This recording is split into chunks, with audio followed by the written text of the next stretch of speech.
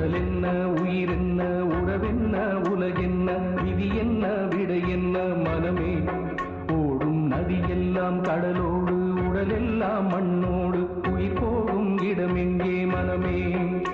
இந்த வாழ்க்கை வாடிக்கை, இது வாழ வேடிக்கை.